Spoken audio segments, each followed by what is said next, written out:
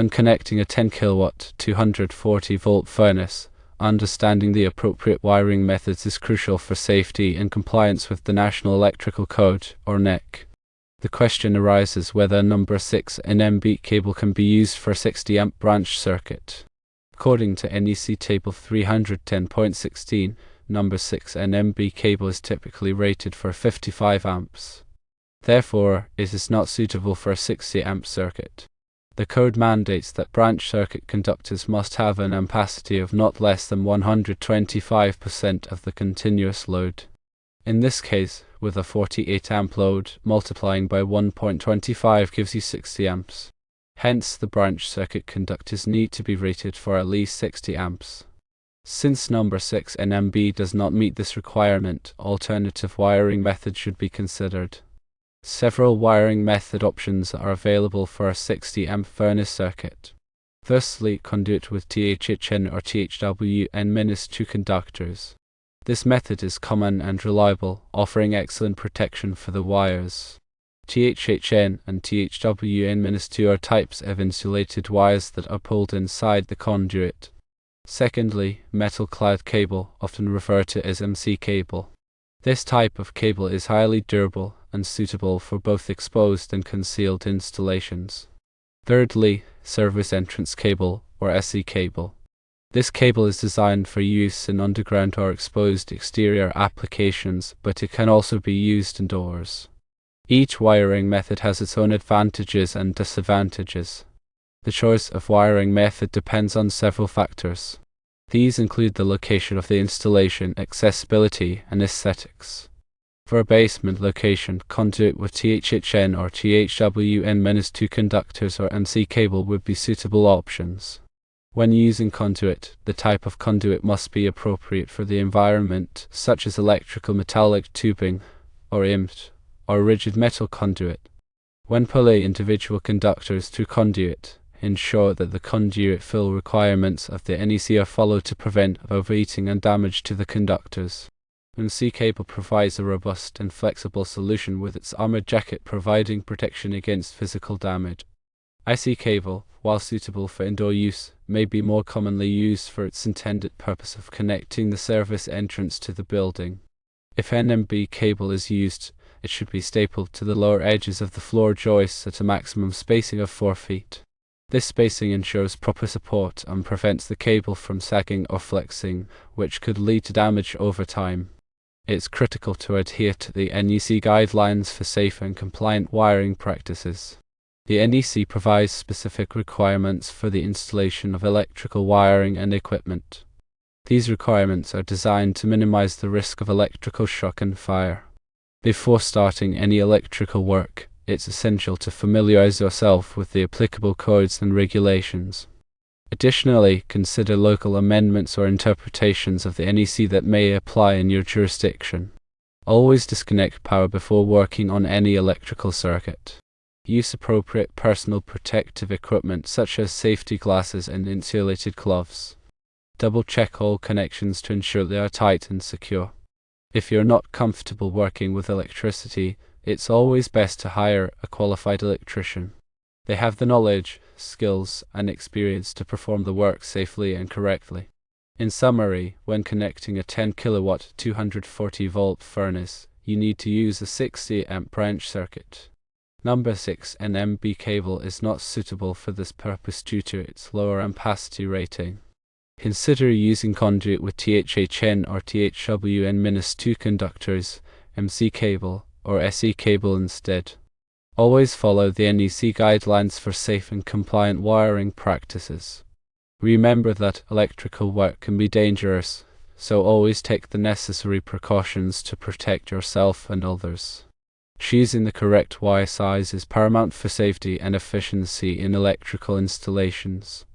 Several factors must be considered to ensure the selected wire can handle the intended current without overheating or causing voltage drop. Firstly, ampacity, which is the maximum current a conductor can carry continuously without exceeding its temperature rating. This is directly related to the wire gauge and insulation type. Refer to NEC Table 310.16 for ampacity ratings based on conductor size and insulation type. It's essential to select a wire with an ampacity rating greater than or equal to the circuit's overcurrent protection device. Secondly, the load calculations including both continuous and non-continuous loads. Continuous loads, such as heating systems, operate for 3 hours or more at a time. The NEC requires that the branch circuit conductors be rated for 125% of the continuous load. Non-continuous loads, such as lighting or appliances, do not operate continuously for 3 hours. The ampacity of the conductors must be sufficient to carry the total non-continuous load. Thirdly, voltage drop, which is the decrease in voltage along the length of a conductor due to its resistance. Excessive voltage drop can cause equipment to malfunction or operate inefficiently. The NEC recommends limiting voltage drop to 3% for branch circuits and 5% for feeders. Calculate the voltage drop using Ohm's law and adjust the wire size accordingly to minimize voltage drop. Fourthly, the wiring method and installation conditions. The wiring method, such as conduit, cable, or open wiring, affects the wire's ampacity rating due to differences in heat dissipation. The installation conditions, such as ambient temperature and grouping of conductors, also affect the wire's ampacity. Adjust the ampacity rating based on the correction factors and adjustment factors provided in the NEC. Fifthly, the terminal temperature ratings. Electrical equipment, such as circuit breakers and receptacles, have terminal temperature ratings that specify the maximum temperature the terminals can withstand. Select wires with temperature ratings compatible with the equipment terminals. For example, if the equipment is rated for 75 degrees Celsius, use wires with a 75 degrees Celsius or high temperature rating.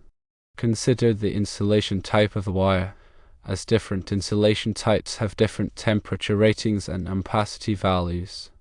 Common insulation types include THHN, THWN, and XHHW. THHN is a thermoplastic high heat resistant nylon coated wire commonly used for general purpose wiring. THWN is a thermoplastic heat and water resistant nylon coated wire suitable for wet locations. XHHW is a cross-linked polyethylene high heat and water resistant wire with a high ampacity rating. Select the appropriate insulation type based on the application and environmental conditions. When dealing with specific appliances or equipment, consult the manufacturer's instructions and nameplate data for wiring requirements. Appliances such as furnaces, air conditioners, and water heaters may have specific wiring requirements that must be followed. The manufacturer's instructions may specify the minimum wire size, overcurrent protection, and grounding requirements. Ignoring these requirements can lead to unsafe conditions and equipment damage.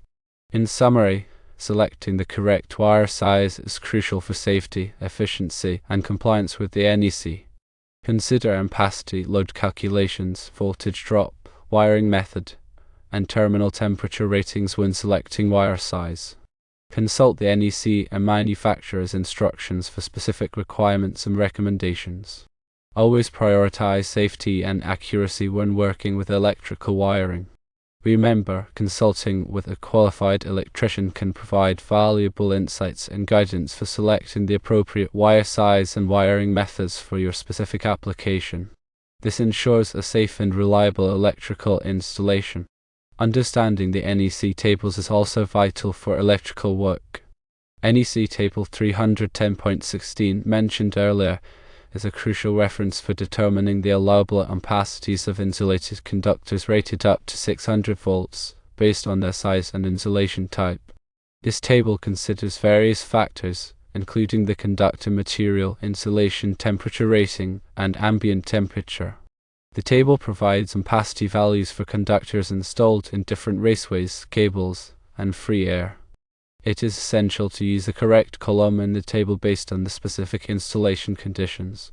In addition to Table 310.16, the NEC includes other tables and articles that provide guidance on conductor sizing, overcurrent protection, and voltage drop calculations. Article 210 covers branch circuits, including the requirements for conductor sizing, overcurrent protection, and receptacle spacing. Article 215 covers feeders, which are the conductors that supply power from the service equipment to the branch circuits. Article 220 covers load calculations, including the methods for determining the demand load for various types of occupancies and equipment. Article 250 covers grounding and bonding, including the requirements for grounding electrodes, equipment grounding conductors, and bonding jumpers. The NEC also includes tables for conduit fill, which specify the maximum number of conductors that can be installed in a particular size of conduit. These tables help prevent overcrowding of conductors in conduits, which can lead to overheating and damage to the conductors. When using the NEC tables, it's essential to understand the terminology and definitions used in the code. The NEC defines terms such as ampacity, overcurrent, and voltage drop, which are critical for understanding the requirements in the code. The NEC also includes definitions for various types of equipment and wiring methods, which help ensure consistent interpretation and application of the code. It's important to stay up to date with the latest edition of the NEC, as the code is revised and updated every 3 years. The NEC is constantly evolving to address new technologies, safety concerns, and industry best practices. Staying current with the latest edition of the NEC ensures that you are following the most up-to-date requirements and recommendations for electrical safety. The proper overcurrent protection for electrical circuits is a critical safety measure designed to protect conductors and equipment from damage due to excessive current flow. Overcurrent protection devices, such as circuit breakers and fuses, are designed to interrupt the flow of current when it exceeds a predetermined level. Selecting the correct overcurrent protection device requires careful consideration of several factors. These include the ampacity of the conductors, the type of load, and the equipment ratings. The overcurrent protection device should be sized to protect the conductors from overheating and potential damage. The NEC provides specific requirements for overcurrent protection in Article 240. According to the NEC, the overcurrent protection device should be sized no larger than the ampacity of the conductors being protected. However, there are some exceptions to this rule. For example, for certain types of motors and equipment, the overcurrent protection device may be sized higher than the ampacity of the conductors, as permitted by the NEC. It's essential to consult the NEC and the manufacturer's instructions for specific guidance on overcurrent protection requirements. Circuit breakers are electromechanical devices that automatically interrupt the flow of current when an overload or short circuit occurs. Circuit breakers can be reset after they trip, allowing for the resumption of power to the circuit. Fuses are one-time use devices that melt and interrupt the flow of current when an overload or short circuit occurs. Fuses must be replaced after they blow. Both circuit breakers and fuses provide overcurrent protection, but they have different characteristics in applications. Circuit breakers are generally preferred for circuits that may experience frequent overloads or short circuits, as they can be easily reset. Fuses are often used for circuits that require a high degree of protection, as they are generally faster acting than circuit breakers. Ground fault circuit interrupters, or GFCIs, are special types of overcurrent protection devices that are designed to protect people from electric shock. GFCIs detect ground faults, which occur when current leaks from a circuit to ground. When a ground fault is detected, the GFCI quickly interrupts the flow of current, preventing electric shock. GFCIs are required in many locations, such as bathrooms, kitchens, and outdoor areas, where there is a higher risk of electric shock. Arc fault circuit interrupters, or RFCIs, are another type of overcurrent protection device that is designed to protect against fires caused by arcing faults. Arcing faults occur when electricity jumps between conductors, creating heat that can ignite nearby materials. RFCIs detect arcing faults and interrupt the flow of current, preventing fires. RFCIs are required in many locations, such as bedrooms, living rooms, and dining rooms, where there is a high risk of arcing faults. When selecting overcurrent protection devices, it's essential to consider the interrupting rating of the device. The interrupting rating is the maximum amount of current that the device can safely interrupt. The interrupting rating of the overcurrent protection device should be higher than the available fault current at the point of installation. If the interrupting rating of the overcurrent protection device is lower than the available fault current, the device may fail to interrupt the current, leading to a dangerous situation. Proper grounding and bonding are essential for electrical safety. Grounding provides a path for fault current to flow back to the source, allowing the overcurrent protection device to trip and to energize the circuit. Bonding connects all metal parts of the electrical system together, creating a low impedance path for fault current. The NEC provides specific requirements for grounding and bonding in Article 250. According to the NEC, all metal enclosures, raceways, and equipment must be grounded. The grounding electrode system must be properly installed and connected to the grounding electrode conductor. Bonding jumpers must be used to connect metal parts of the electrical system together. Proper grounding and bonding help to minimize the risk of electric shock and fire. Ensure that all grounding and bonding connections are tight and secure. Regularly inspect the grounding and bonding system to ensure that it is in good condition. If you have any questions or concerns about grounding and bonding, consult with a qualified electrician. In conclusion, understanding the proper wiring methods, conductor sizing, overcurrent protection, and grounding and bonding requirements is essential for electrical safety. Always follow the NEC and the manufacturer's instructions when working with electricity.